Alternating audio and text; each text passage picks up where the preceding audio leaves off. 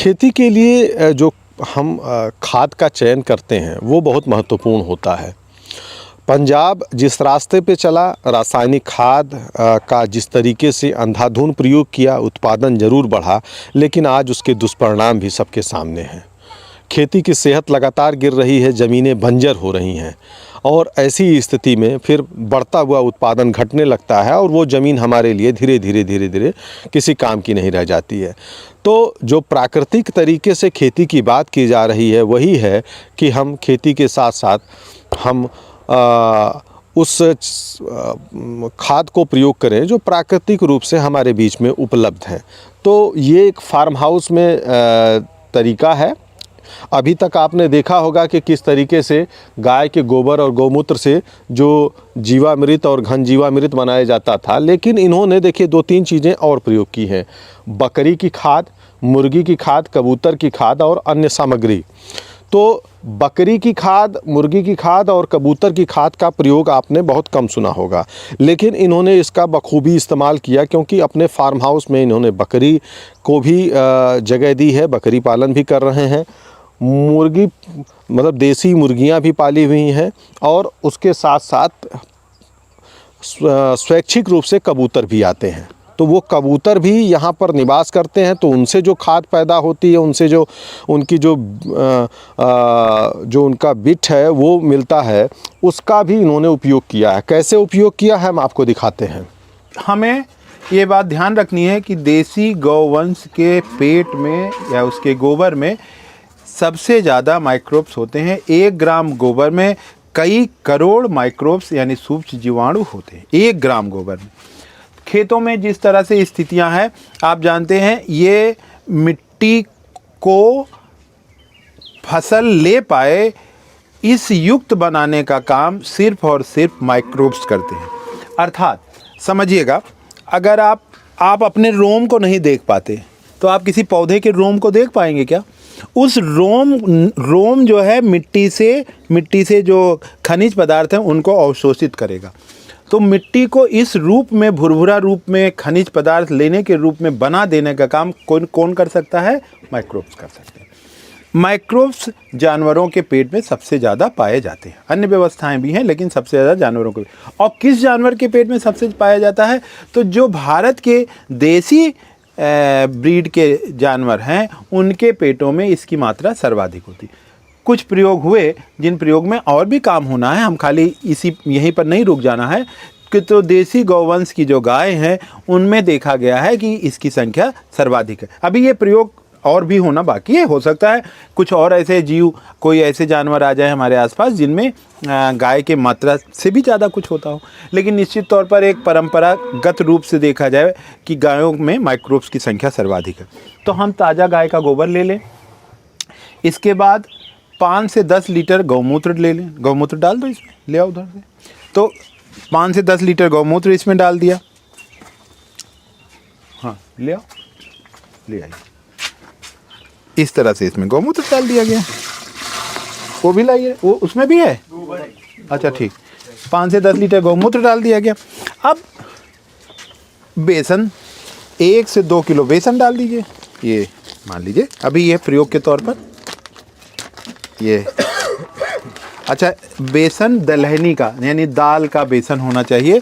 द्विदलीय दाल मतलब दो दल का हो। तो चने की दाल, अरहर की दाल, मूंग की दाल, उड़द की दाल, इनका कोई का भी बेसन आपने उठा करके इसमें डाल दिया।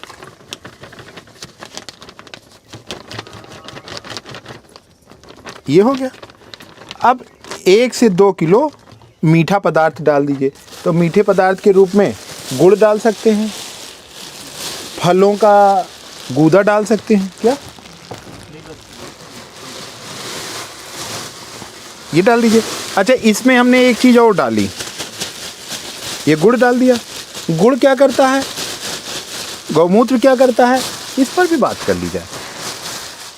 जो गौमूत्र होता है वो गायों का ऐसा युक्त चीज़ है जो गाय चूँकि हरा चारा भी खाती हैं, सूखा चारा खाती हैं, और अगर चरने वाली गाय है तो बहुत सारी औषधियों युक्त चीज़ें खाती हैं। तो जितने मिनरल्स खेत के लिए चाहिए, 16 मिनरल्स की बात की जाती है। तो 16 से भी अधिक, वो सारे मिनरल्स कुछ कुछ मात्रा में गौमूत्र में उपलब्ध हैं। तो माइक्रोब्स, गोबर में माइक्रोब्स हैं जिनकी संख्या बढ़ेगी, मिनरल्स गौमूत्र में उनकी संख्या बढ़ेगी। गुड़ क्या करता है? गुड़ फर्मेंटेशन को बढ़ाता है, किण्वन की क्रिया को बढ़ा देता है। तो जो माइक्रोब्स 1 ग्राम में कई करोड़ थे, वो जब गुड़ के साथ क्रिया करेंगे तो वो करोड़ों की संख्या अगर दुगनी तुगनी हो गई तो सोचिए कितने करोड़, 500 1000 करोड़ माइक्रोब्स इतने व्यवस्था में बन जाएंगे। फिर बेसन क्या करता है? जब माइक्रोब्स बढ़ते हैं तो उनको भोजन की ज़रूरत होती है। तो भोजन भी कौन सा दिया गया? नाइट्रोजन युक्त भोजन। यानी जो माइक्रोब्स खाएंगे वो अगर विष्टा के रूप में निकालेंगे तो भी हमें क्या मिल जाएगा? नाइट्रोजन मिल जाएगा। एक पंथ कई काज। अब इसमें क्या दिया गया? अब इसमें क्या किया गया? हमने गन्ना भी कुचकुचा के डाल दिया है, तो वो भी फर्मेंटेशन को बढ़ा देगा। कुछ फलों का गूदा वो भी उठा के इसमें डाल दीजिए, तो फलों के अपने जो तत्व हैं, यानी कि जो एंजाइम वाले भाग हैं, एंजाइम बहुत सारे एंजाइम फलों में पाए जाते हैं, वो एंजाइम का भाग हो जाएगा। अब आपने कहा ये सफ़ेद क्या पड़ा था? जो मट्ठा हमारे पास, तो हम मट्ठा के सम्राट कह लीजिए। कितना मट्ठा खाएंगे, कितना मट्ठा खिलाएंगे, 1 दिन बाद मट्ठा जो है वो बच जाता है, ख़राब होने लगता है। 1 दिन में 2 दिन में मट्ठा नहीं यूज किया गया तो ख़राब होने लगता है। तुम पानी की व्यवस्था कर दो, इसमें पानी डाल दो, तो 1-2 दिन में ख़राब होने लगता। तो उस मट्ठे को हम क्या करते हैं? ज़्यादा मट्ठा हो जाता तो तालाब में डलवा देते हैं, नहीं तो हम इसमें तरल खाद में इस मट्ठे को भी डाल देते हैं। अब मट्ठा क्या करता है? जो छाछ और मट्ठा होता है वो खट्टापन होता है और इसमें लैक्टिक बैक्टीरिया पर्याप्त मात्रा में पाए जाते हैं। तो लैक्टिक, हाँ डालो, लैक्टिक बैक्टीरिया इसमें खूब पाए जाते हैं। तो लैक्टोबैक्टीरिया, अच्छा पाचन के लिए डॉक्टर से जाके पूछो तो लैक्टो कैप्सूल देता है, लैक्टिक एसिड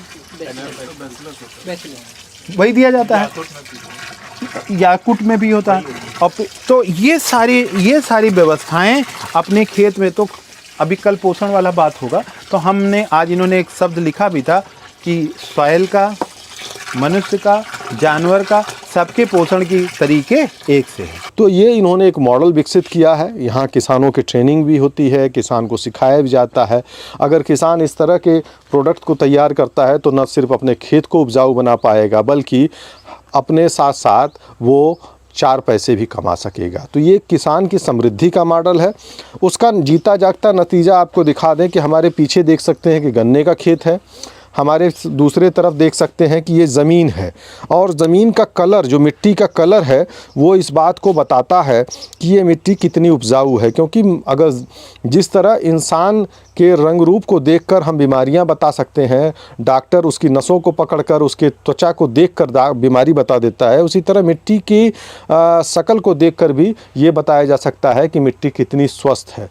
तो ये इसी का परिणाम है, और इसके परिणाम के फलस्वरूप इससे जो पैदा होने वाली उपज है वो भी हमारी काफ़ी ज़्यादा गुणकारी होगी। धर्मेंद्र सिंह, किसान तक, रायबरेली। अगर ये वीडियो आपको पसंद आया है तो इसे लाइक ज़रूर करें। अगर चैनल अभी तक सब्सक्राइब नहीं किया है तो कर लें, और नोटिफिकेशन पाने के लिए बेल आइकन भी दबा दें।